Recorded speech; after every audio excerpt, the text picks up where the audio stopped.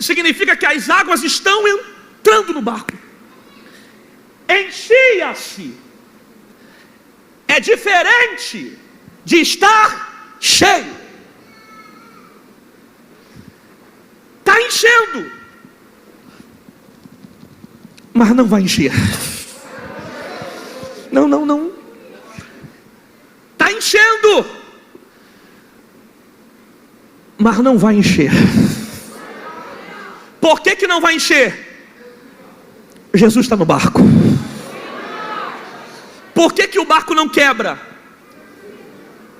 Porque Jesus já mediu a profundidade do barco. Por que o barco não vira? Jesus já mediu a largura do barco. Por que o barco não destrói? Jesus já mediu a altura do barco. Por que o barco não vem a pique? Porque Jesus sabe a capacidade que o teu barco suporta de água. Eu vim profetizar de Bangu para alguém da DEP e dizer que Ele não te dá nada além daquilo que você não suporta. Parece que não vai aguentar, mas aguenta. Parece que vai quebrar, mas não quebra. Parece que você vai morrer, mas não morre. Parece que vai vir a pique, mas não vem, porque Jesus sabe até onde você aguenta. Ele conhece a tua estrutura, Ele sabe a tua capacidade. E essa tempestade não é para morte, essa tempestade não é para desgraça, esse vento não é para matar ninguém.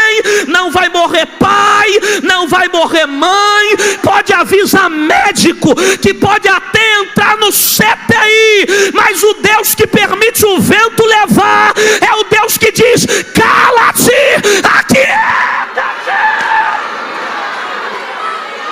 Vai tomar.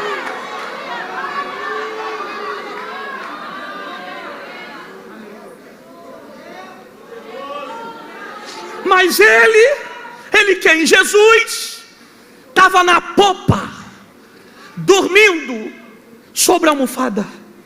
Jesus estava na popa, ele estava onde? E o texto diz que ele estava Perceba aqui. Eu explico para você por que Jesus estava dormindo.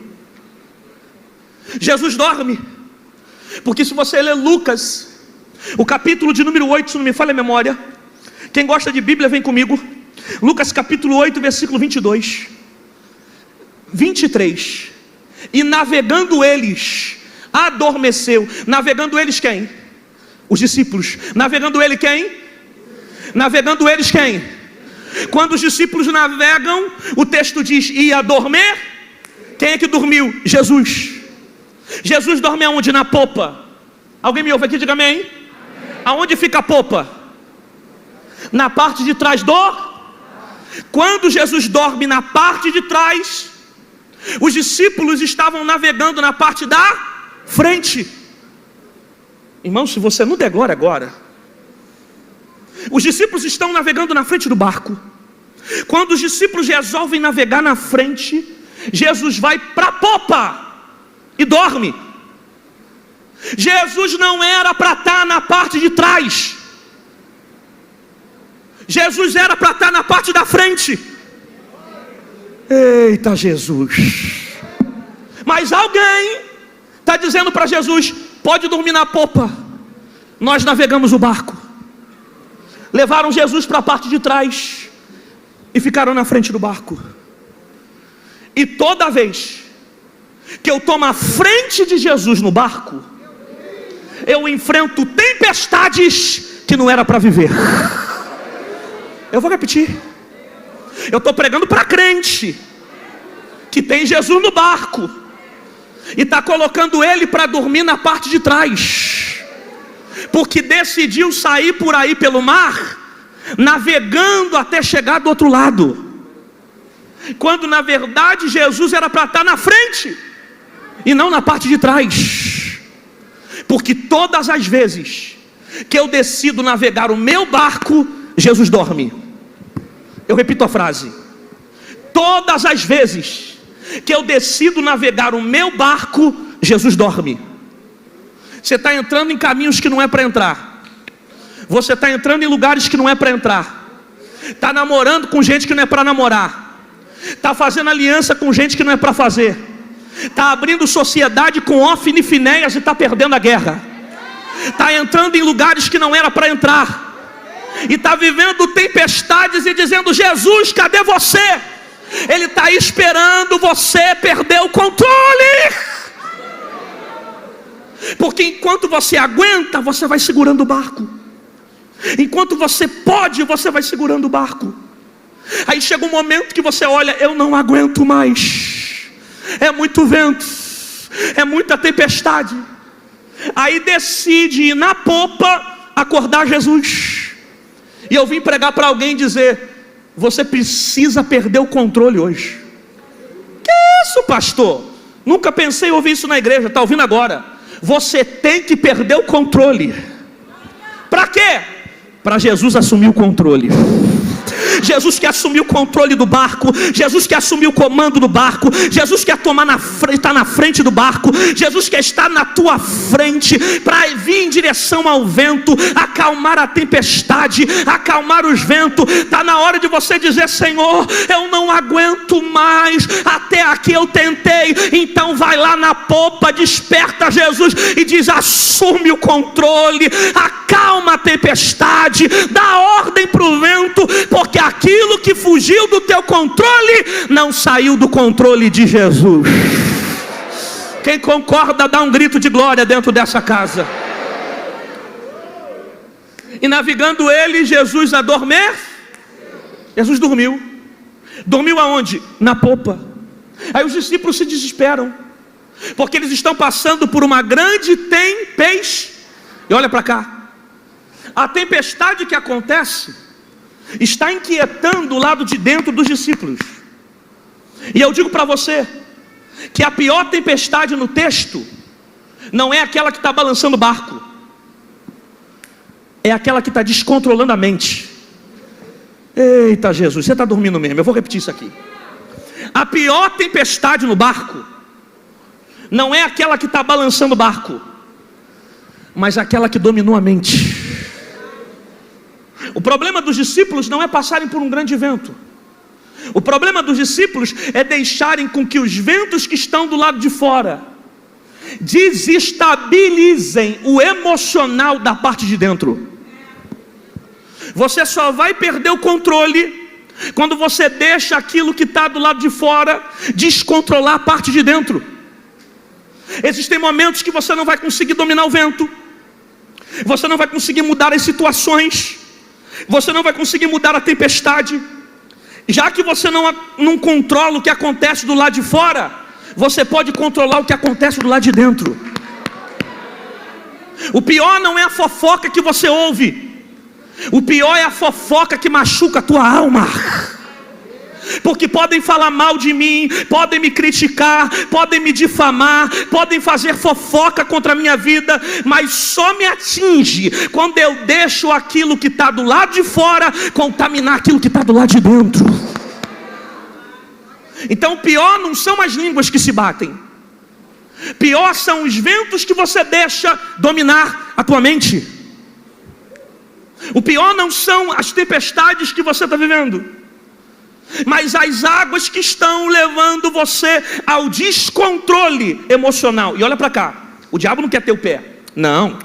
O diabo não quer tua mão, não. O diabo não quer teu joelho, não.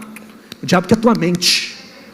Porque se ele dominar tua mente, ele domina o teu corpo. Por isso que Efésios capítulo 6, versículo 10 em diante, fala sobre o capacete da salvação. Porque se Cristo não estiver aqui dentro, o diabo entra na minha mente e me manipula a caminhos de desgraça. Todo resultado que acontece do lado de fora, primeiro aconteceu do lado de dentro.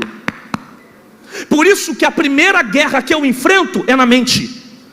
Quem não vence o suicídio na mente, perde para o suicídio do lado de fora. Quem não vence a depressão na mente, perde para a depressão do lado de fora. Quem não vence a crise existencial na mente, perde para a crise que se manifesta do lado de fora. O maior problema não é a crise que o Brasil vive. O maior problema não é a porta se fechar. O maior problema não são coisas emocionais acontecerem com você. O maior problema não são as lutas do lado de fora. É quando você deixa as guerras de fora atingirem o lado de dentro. Mas vai descer um óleo na tua mente hoje aqui, que vai banhar a tua mente e vai revestir você. Porque Romanos 10:17 diz: a fé vem pelo ouvir, e o ouvir vem pela palavra de Deus. Problema não é o que acontece fora, mas sim o que acontece. Os discípulos estão desesperados. Eles vão até Jesus, e um deles vai dizer: mestre, não te importa que pereçamos? Você percebe? O texto diz que Jesus estava dor. Ninguém veio. O texto diz que Jesus estava dor. Os discípulos estão desesperados. Só que Jesus está dor, porque o barulho do lado de fora não incomoda o lado de dentro de Jesus. Porque quem perdeu o controle são os discípulos. Jesus continua no controle. Jesus não acorda com o barulho dos ventos. Jesus não acorda com o barulho da tempestade. Mas quando os discípulos dizem: mestre, não te importa, ele se levanta, vai na direção do vento e vai acalmar as águas. Você faz ideia dessa profundidade? Que ele não acorda com o barulho do vento, mas ele acorda com um grito de oração dos discípulos. Não, vou repetir para ver se você dá glória a Deus. Ele não acorda com o barulho da tempestade, mas ele acorda com o barulho de oração dos discípulos. Porque tem gente que acha que vento faz Jesus levantar. Tem gente que acha que crise mundial faz Jesus levantar. Tem gente que acha que os problemas externos levantam Jesus. A tua tempestade não levanta Jesus, o teu vento não levanta Jesus. Mas quando você fecha a porta do teu quarto e dobra o teu joelho dizendo: mestre, socorre-me, ele se levanta para acalmar a tempestade. Assim diz o Senhor: eu estou acalmando o vento e aquietando a tua alma. Quem recebe, abra a boca para dar glória a Deus.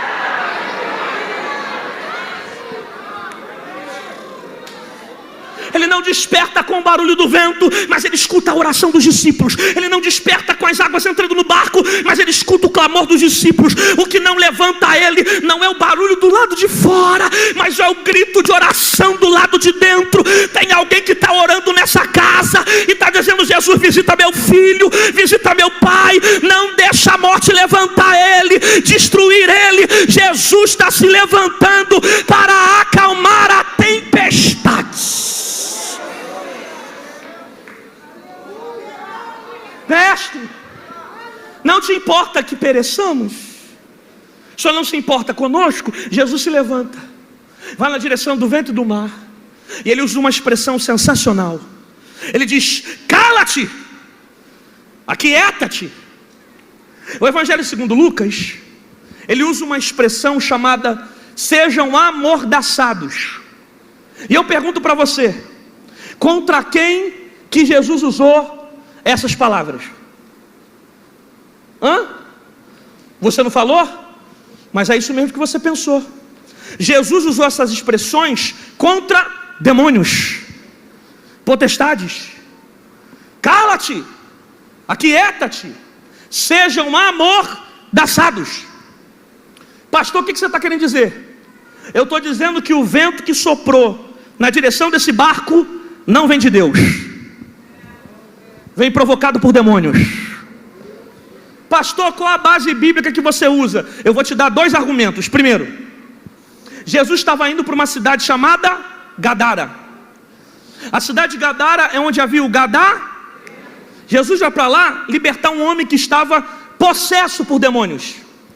Champlin vai dizer que os principados que estavam em Gadara já estavam tentando impedir Jesus chegar do outro lado.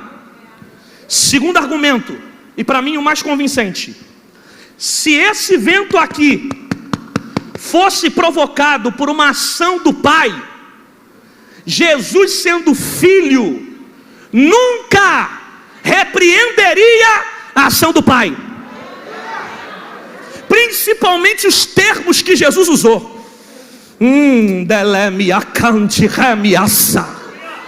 Tem algo de Deus aqui acontecendo agora. Porque as expressões que Jesus usou são expressões de superioridade, de alguém que está sobre. E Jesus está sobre o Pai. Jesus está sobre o Pai, mas Jesus está sobre os demônios. Então quando Jesus diz: cala-te, aquieta-te, Ele está dando uma ordem para alguém que estava por trás daquele vento. Porque quem olha só está vendo o vento, mas Jesus está vendo que atrás do vento tem demônios. Cala-te, aquieta-te, sejam amordaçados. E eu vim profetizar para quem tem boca para dar glória, que o vento que não veio de Deus vai se acalmar hoje dentro da tua casa.